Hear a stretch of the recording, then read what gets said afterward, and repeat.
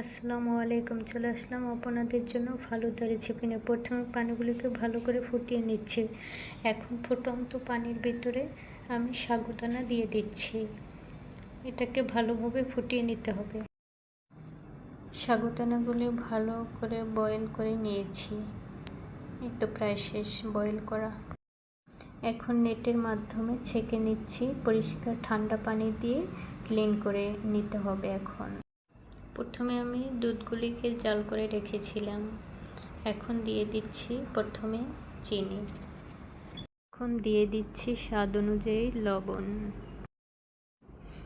এখন টেস্ট বাড়ানোর জন্য একটু গুঁড়ো দুধ পাউডার নর্মাল পানি দিয়ে ফেটিয়ে দিয়ে দিচ্ছি। দুধটা ভালো করে বলক আসছে। এখন সাগুদানাটা ঢেলে দিতে হবে। তারপরে ভালো করে একটু জাল করে নিতে হবে। যখন আঠালো ভাপ আসবে তখন গ্যাসটা বন্ধ করে দিতে হবে এবং এটা নর্মাল ফ্রিজে রেখে দিতে হবে যাতে ঠান্ডা হয়ে জমাট বেঁধে যায়।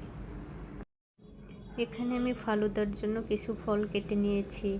আঙুর, আনার, আপেল, আম, কলা। এগুলি ফালুদার সাথে মিক্সড করব। ফাইনালি আমার ফালুদাটা রেডি হয়ে গিয়েছে।